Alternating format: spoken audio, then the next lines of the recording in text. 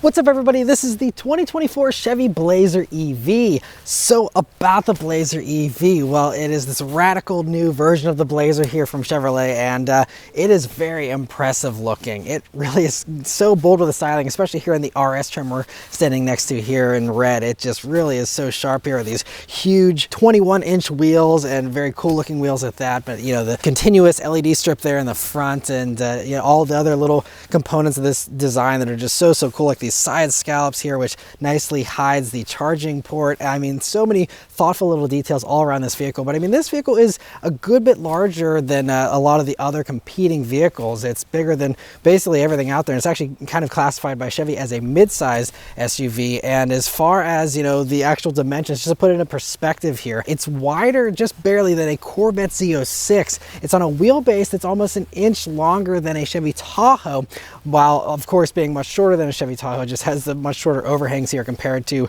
that big truck. But you know, it's just, that's the kind of dimensions we're talking about here. But it's actually about 2 inches lower than the regular gas-powered Blazer. So just very radical. It's just so stretched out, and just honestly, this looks like a rolling Hot Wheels car or something, especially with these big wheels. It just looks so cool. I love the side silhouette and how you have that very interesting C-pillar there, and the way it continues on to the rear, and then going out to the back there, you know, you have those very angular taillights that look really cool. And I like the roof spoiler there. I mean, everything about this is just so sporty. And even, you know, we were able to see a 2LT as well, which is less sportier with the styling, but still really makes a statement and still looks great as well. But especially these RS versions just really look sharp, and I think it's really going to stand out on the road. Right, for the interior of the Blazer EV, well, it is a very cool interior. Obviously, it's dominated by huge screens, but also just a really fun vibe, especially with the red leather interior you have here in this one. The vents here, which have the little red accents and also even have ambient lighting within them, and the fact that you actually have some physical controls here still. There's just a lot going on here in a very good way. It's very cohesive, but just so exciting. But first thing, sitting down in these seats here, so you have these power seats, of course, and you have the adjustable lumbar and all that on them. And you know, as far as bolstering goes here, you know, they're not super aggressive. The bolstering on the sides is pretty flat. So I mean, again, we're talking about a family crossover still, even the RS version here. And so, you know, a very soft, comfortable seat. And what I love about these seats is that not only, you know, it's nice having this suede here in the middle, it kind of gives you a little bit of extra grip here, but also the seats are heated and ventilated here in the RS. And some other EV competitors, some big ones, don't have cooled seats.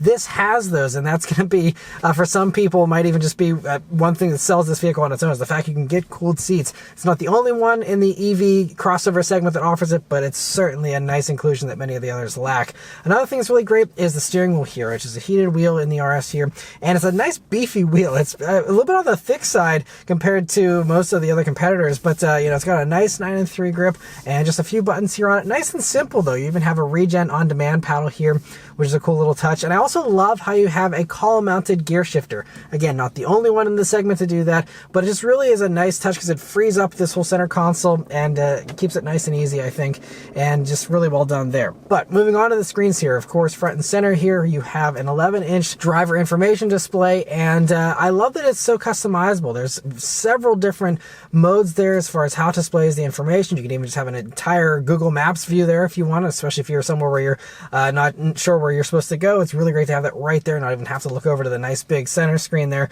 But you know, just a little bit of customization there as far as the information that's displayed on the left-hand side there, and on the right. You know, it's a decent amount. It's not quite as good as some other GM vehicles, but I think it's, you know, good enough for what you need in this type of a vehicle, and so totally good there. You also have a head-up display here in this RS version, and it's a nice high-resolution head-up display. But coming over to the star of the show here, the 17.7-inch touchscreen, which is best in class as far as size, and it is a really nice looking screen. It's especially apparent whenever you're in the Google Maps view, where you can really see how that map really fills the whole corner of the screen. Very thin bezels compared to some others out there. And it's just really nice. And I like that the icons are also large as well. Instead of trying to cram a million things on the screen, they just made everything nice and large, which makes it easier to use whenever you're driving. You also always have this dedicated row of buttons there for your climate, in addition to the physical climate controls, which you still do have a little bit of. And I also love on the left-hand side here, you have some dynamic buttons right underneath your volume knob. And those can change depending on, again, what the vehicle is doing. But for example, when you're stopped here, there's an off button. So the vehicle automatically turns itself on when you hit the brake pedal and sit down. It can sense that you're in the car, but you can still manually turn it off. And I like that, because a lot of other vehicles that try and guess what it thinks you're doing or who's in the vehicle, but in those, there's no way to actually turn them off. If you leave the vehicle, then you have to worry about, passengers or other things overheating or getting too cold, if you're parked and you're going to come back in a few minutes.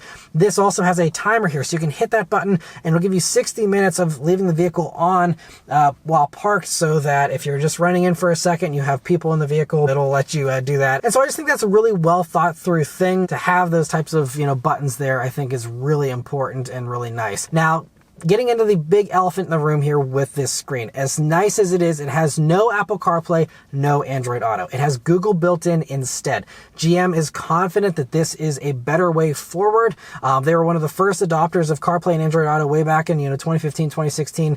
They think this is the better way forward. I spent about a half an hour talking with their infotainment expert about this system, and I'm not going to try and give all that information here in this little interior segment. But really, the bottom line here is that there's a few different reasons why they wanted to do no CarPlay and no Android Auto. First off is doing the onboard thing with the maps. It has an offline set of maps there, and it can always be reliable. It can always be quick and snappy. Which, by the way, this system is very quick and snappy with everything that it does. And for a first iteration, a first generation software, first generation for this infotainment system, for it to be as snappy and as reliable, I've had no glitches, no nothing.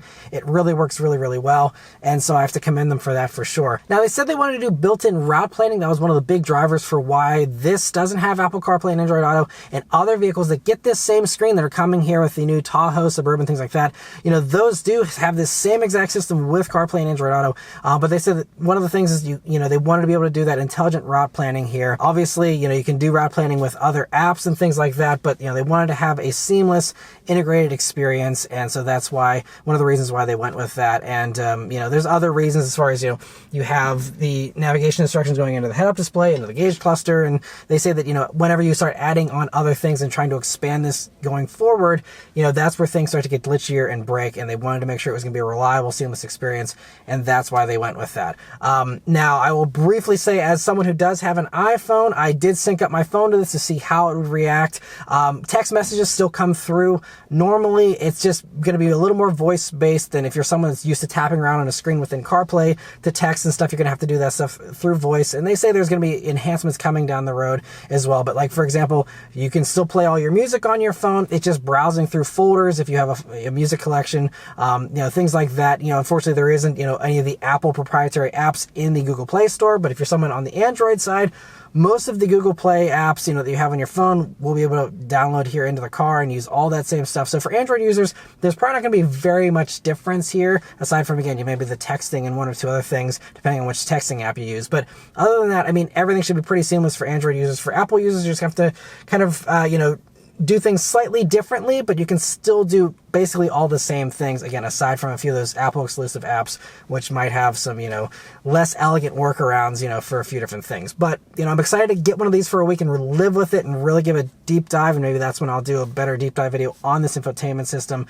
But for now, it's made a good first impression. I'm cautiously optimistic that hopefully it will interact well with Apple devices and, be something that doesn't detract from what is otherwise, potentially a very good vehicle here with the Blazer EV. And so anyway, I'll move on, but I love that everything's customizable here with all the little widgets and everything you can use. And so full verdict to be determined on the smartphone integration, but overall I really do like this system so far. Moving on here, we have really good storage space in the Blazer EV. You have pretty good sized pockets here in the doors, in the middle here. Unlike others that have open center console areas, this is a more traditional setup, but you have a nice, very deep bin here. You could fit easily a quart of milk, I think, in this this bin here. And you also have a nice extra pad here in front of it. Your actual wireless charging mat is behind the cup holders here. You also have a nicely padded center armrest here. You open that up and you have another very deep cubby as well, and another USB-C jack and a power outlet. And I also love that you have some real nice padding here. Another observation about this interior is this dashboard, which is really long. It's one of the longest dashboards in recent memory. It is big enough you could serve dinner on it. It is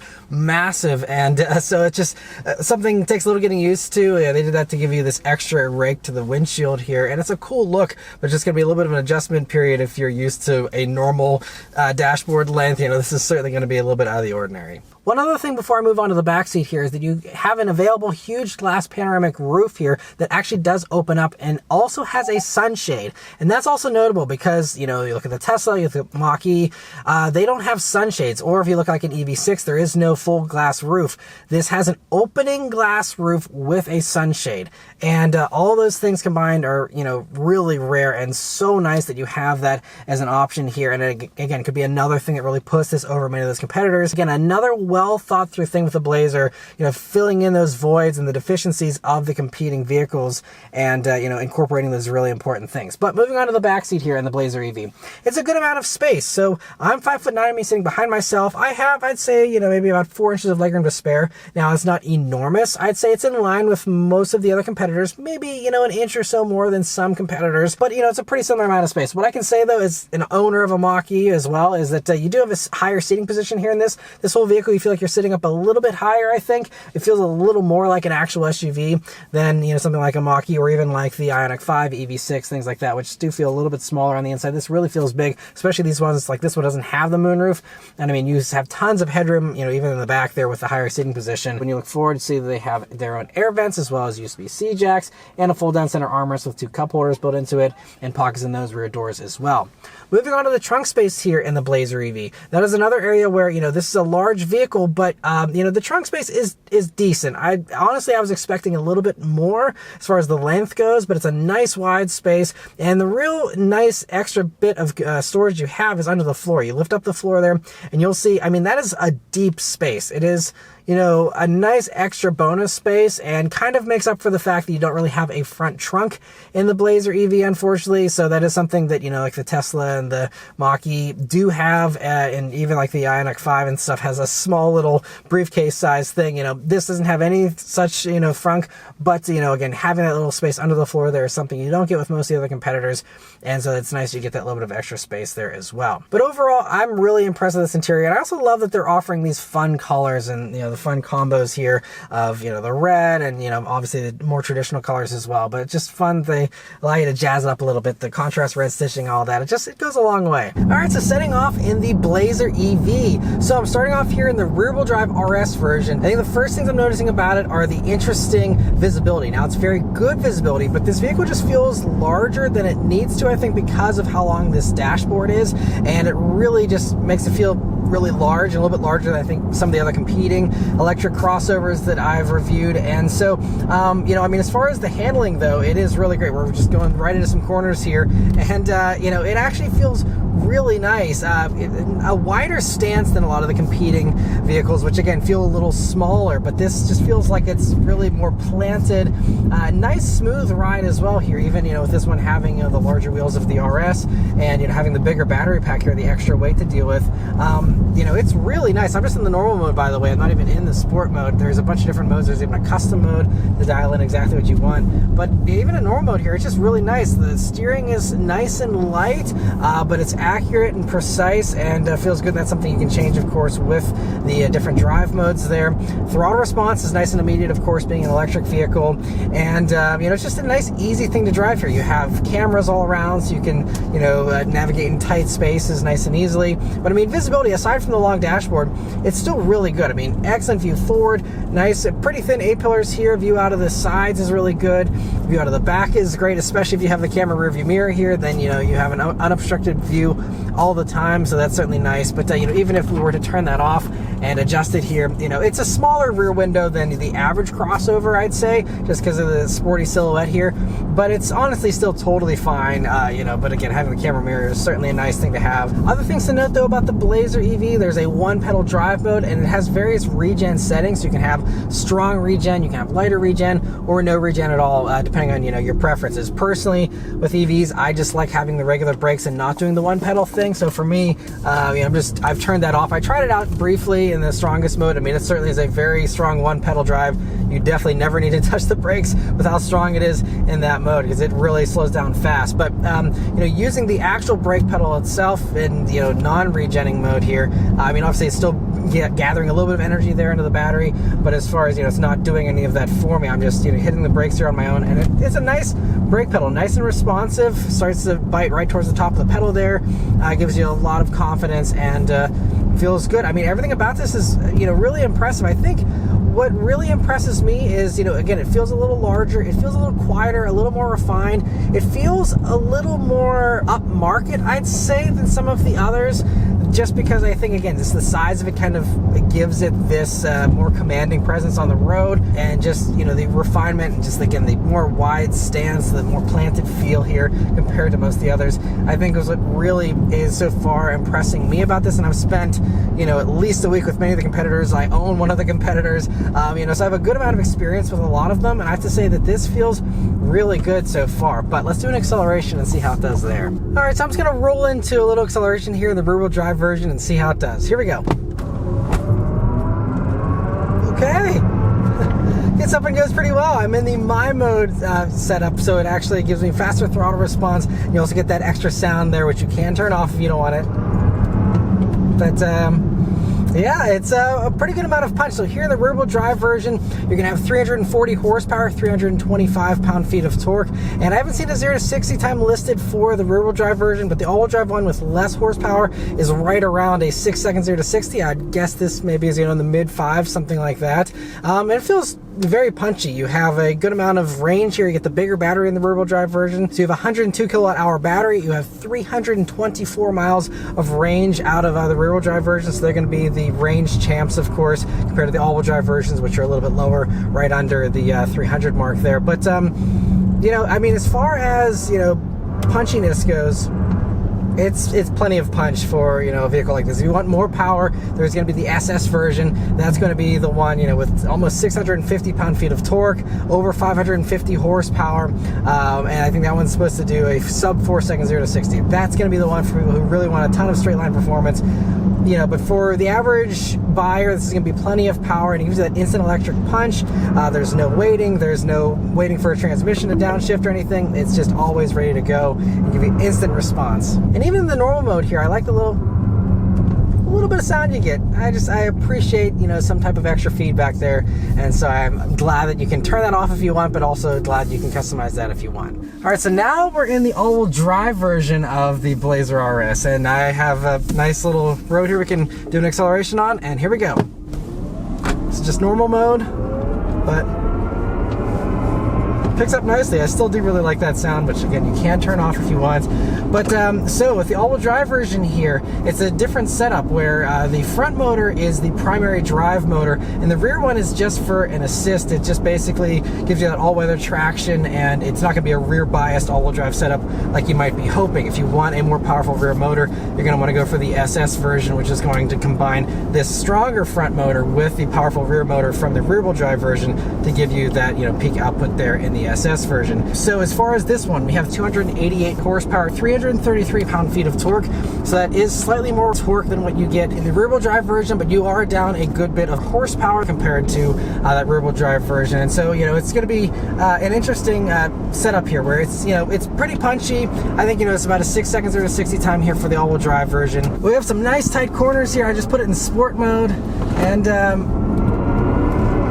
okay, so I could kind of feel the front tires a little bit there, but honestly, it puts the power on really well. It's not really pushing too much there that I can tell. Feels fairly neutral. Part of that is because we have 275 wide tires all around on this, which is really a good amount of meat, and it really gives us a lot of confidence. And I think that combined with the wider track here, I mean, it's so much more confident on a back road. I mean, even one of the better handling competitors, the Ioniq 5, that only has 255 wide tires, and like the Mach-E that I currently have, I mean, that's got like 225. So I mean, that feels like it's on roller skates compared to this. I mean, this is just so much grippier and so much more confidence inspiring, and it's just more capable is the bottom line here. And so on these cars, there's no adaptive dampers or anything. It's all just passive stuff, but you don't really, at least I don't feel the need for it here. It's totally flat while still giving you a good ride and good handling. It's kind of a nice Goldilocks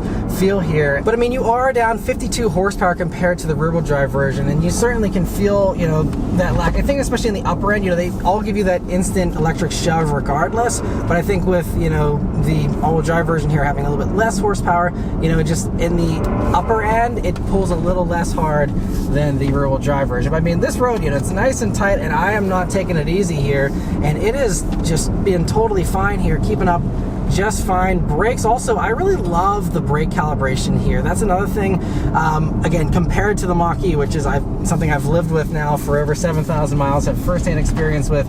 That is a lot harder to be smooth on the brakes, you know, this is just really easy to be smooth with. They also just feel better. I mean, this is really spaghetti road here, and I mean, it is just eating it up. It does not mind it whatsoever. I mean, I am, you know, getting the tires to, you know, howl a little bit. We just have Bridgestone Alenza tires here, you know, Grand Touring tires. Nothing sporty. Again, all the sporty stuff is saved for the SS version.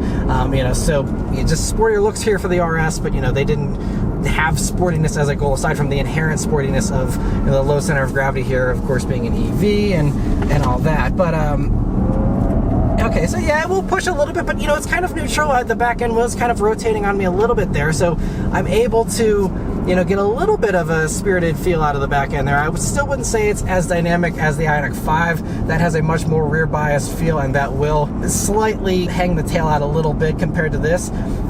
So I think, you know, depending on just how much you're pushing. I mean, these are, again, electric crossovers. I'm reviewing like sports cars, I know, but you know, as far as handling though, I mean, it is keeping up totally fine. And so for the average person, or even, you know, if you are someone who's, you know, in a spirited mood, you're in a hurry, you're rushing around, whatever, this is going to be totally fine. It's going to be a great dance partner to keep up with you, and you know, just has no problems being hustled on a back road, which is great. Another cool thing about the Blazer EV that I don't think any other vehicle, at least that I know of in history, has offered, is the option for not only this all-wheel drive version and the rear-wheel drive version I drove yesterday, but also a front-wheel drive version. Now that is coming at a later date. I think it's still coming for this model year, just it's not available just yet, and they don't even have specific specs as far as the horsepower for that version, so stay tuned for some, you know, extra info on that one. But it's just great they offer the front-wheel drive, because, you know, there might be some people that, you know, they don't need all-wheel drive, they can live with front-wheel drive, you know, but they don't want to go for a rear-wheel drive setup because maybe they do still see some weather or something. They want a lower cost, you know, option with the front-wheel drive version. It's great that they offer that as well. And just so, regardless of, you know, what you know, your preference is as far as driven wheels, you know, Chevy's got you covered. And yes, these weigh over 5,200 pounds, but it's really not, you know, bad. It doesn't feel like, you know, it's being held back by its weight. Again, I think it really comes down to the tire selection, just being nice and wide, and, you know, the larger size of this vehicle, just being bigger than all of its competitors, I think really helps to, you kind of mask that weight a little bit, instead of just having some very heavy paperweight on skinny little tires like you have with the Mach-E and others. You know, I think they did a really good job with the setup here in this. Now, a few other differentiators here about the all-wheel drive versus the rear-wheel drive I want to cover. First off is the battery size. So here in the all-wheel drive versions, you only have an 85 kilowatt hour battery versus the 102 kilowatt hour battery in the rear-wheel drive version. And so in this version here, the max range is 279 miles versus 324 in that rear-wheel drive version. And front-wheel drive version, I don't think we have range figures for just yet either. But as far as, you know, I mean, 279 miles is still pretty good. That still is, you know, better than what you're going to get in most of the other competitors, you know, as far as their all-wheel drive versions. And you know, as far as charge rates, the only other thing I will say is that with the smaller battery pack, you have slower charging. It's 150 kilowatt charging versus 190 for the bigger battery pack. And so it's not a huge difference. I think, you know, as far as like, I think the max amount of range you get from like a 10-minute charge is 79 miles in the 102 pack. And then for this smaller one, you know, I think it's about 10 miles less or so. So, I mean, there's a difference there.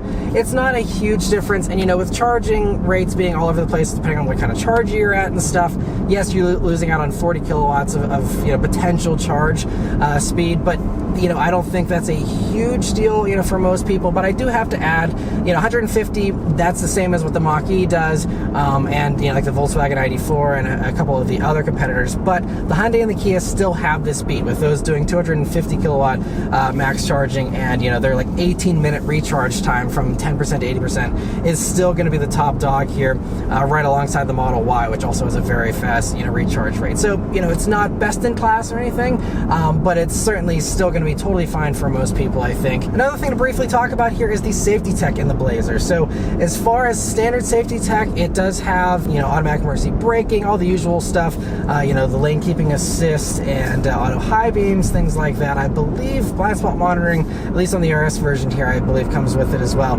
But adaptive cruise is also something that comes here on the RS. That is not standard equipment though. You still have to pay extra for adaptive cruise. That is another differentiator. Many of the other competitors will give you free adaptive cruise, and so that's just, one other thing. Now, once you go to these higher trims, again, you get adaptive cruise here on this. And the really great thing is that this also has Super Cruise available. It's standard on the SS, but here on even not only the RS, but even on the 2LT versions, it's going to be an option for Super Cruise. And Super Cruise is still hands down the best driver assistance system. It's, one of only 2 or 3 that are truly hands-free, so it, beats out the Tesla automatically with that. And I also think that it actually drives much better than Ford's own Blue Cruise, which is, another one that, is good, but the Super Cruise is much better in my opinion. Again, having lived with Blue Cruise, this is certainly something that I would rather have here than this. And so, especially if you do a lot of road trips, this and the Mach-E are going to be the top 2 picks, just because, again, you can do truly hands-free driving in those,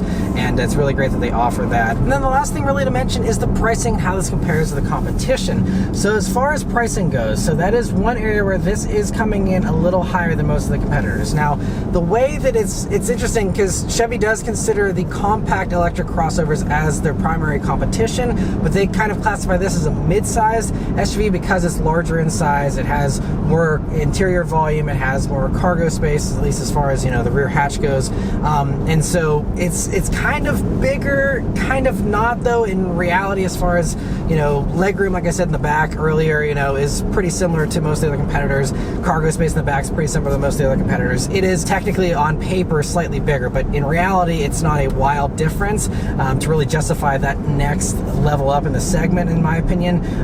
But anyway, so since they also are considering those the primary competitors, I'm going to compare it to that. But as far as the Blazer itself, it starts right around $56,000. This RS version with the all-wheel drive is just over $60,000. Now that is going to come in higher than basically everything else, and that's kind of the little bit of the holdup here. There are some things, like I mentioned earlier in the interior review and stuff, where this does give you more, and it certainly does give you more, but you're paying more for those extra things. So, it's just going to come down to how badly you want those extra things, but it's just, worth mentioning that all of the competitors start in the low to mid $40,000 range. That's not a small difference. We're talking at least 10 grand difference there. Now, again, those lower entry-level models for the competitors are going to give you way less range, and several compromises there. So it's just going to come down to, again, how much feature content you want. And I'm sure there will be cheaper versions of the Blazer eventually.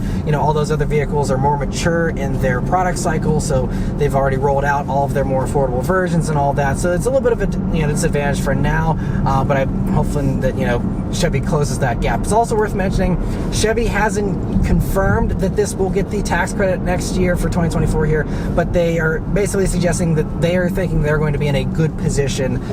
So whether that's the full tax credit, a partial credit, or whatever, we'll have to wait and see. But as far as just, the fact is the Mach-E's losing the credit for 2024, the Tesla's going down to half of the credit. So, depending on how that tax situation plays out into 2024 and even beyond, if you're watching this after that, that can certainly affect, the deal and, what the value proposition is going to be like. But, this is just going to be more expensive. And even when you look at a fully loaded Ioniq 5, those are 58 grand. You look at, a pretty loaded up Mach-E, same kind of pricing there. Everyone kind of comes in the mid to high 50s.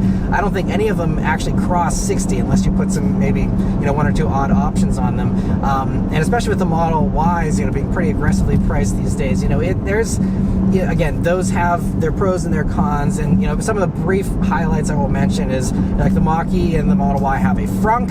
You don't get that here in this. And like with the Mach-E, you get the CarPlay. And it's also worth noting, if you do really want an Ultium vehicle and you really like the way GM has done these things, but you really do want that CarPlay or Android Auto integration, the Honda Prologue is coming on the Ultium platform with a partnership with GM here. They are offering the Prologue with about 300 miles of range, the way they're setting their version up, and that is going to have Apple CarPlay and Android Auto. So it's a great workaround if you're someone who considers CarPlay and Android Auto to be deal breakers. That is a potential solution there if you want to stick with the Ultium family. As far as Mach-E, that has the wireless CarPlay. In the Hyundai and the Kia, you're going to have wired CarPlay, at least for now, and wired Android Auto. So not the best, but still at least it is the integration that you're lacking here in this. And again, I'm going to need more time to really make a final verdict on whether or not it's okay living with this if you have an Apple device. I'll have to wait for a press vehicle and really, have more experience with that. But at least as far as all the basic stuff here, it's going to be totally fine. And I really do love this screen, the way they set it up otherwise. So if the smartphone thing isn't a big deal, I mean, Tesla people have lived without smartphone integration for, years, and I'm sure those people especially will have zero complaints. But so otherwise, it's just, I think the Blazer is really competitively set up. If the price doesn't put you off and the lack of CarPlay doesn't put you off, I think that this is really one of my favorites in this segment, just because, again, it does give you more. The bottom line is it does give you, more range for the most part. It gives you more power in many cases, and it's just, a very, very good driving vehicle. I love, the comfort in here. I love the thoughtful touches, again, like having, the ability to leave the vehicle on whenever you step out of it, even without a starter button, and the fact that you can have a sunshade on your moonroof, which the Tesla and the Mach-E don't offer, cooled seats, which those don't offer. Now, there's some key things here where, GM very intelligently identified these don't have it, and let's put that in here, and it really gives it a nice advantage. And so I think they really thought through the Blazer EV. I think they really took a thoughtful approach. They're not the first out here with, a compact crossover, but, I think they really took their time to really fully bake the Blazer here. The infotainment system is not glitchy. I've had, less issues with this than I've had with my own Mach-E. It's just, everything is really polished, really refined, and it just feels like a really quality product here from Chevy. And I think for those that aren't super impressed with all the current options out there in the SUV, electric SUV segment here, I think that this is going to really be a strong one, worth considering. The final little thing I will say about the positioning here is that it's not much more expensive for a Cadillac Lyriq. The Lyriq is something I'm still waiting to drive, an all-wheel drive version of one of those, but the Lyriq isn't a huge price premium, especially in the lower trims. Now if you go up to it, you can really load up a Lyriq, so you can get those up to 80 grand or so. So it comes down to, again, exactly what you're looking for, but the Lyriq is really nice, especially on paper.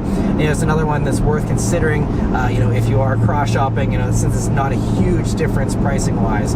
But overall, yeah, I really love the Blazer. We're just cruising on a highway here now, and it's just a really nice thing to cruise in, and especially, again, you can get that super cruise. This would be probably the best electric road tripper in many ways, yeah, just really like the way the Blazer EV is set up here. So anyway, that's all of my thoughts here on the Blazer EV. Let me know your thoughts on it in the comments below. Huge thanks to Chevy for providing me here with this opportunity to review the Blazer EV for you guys today.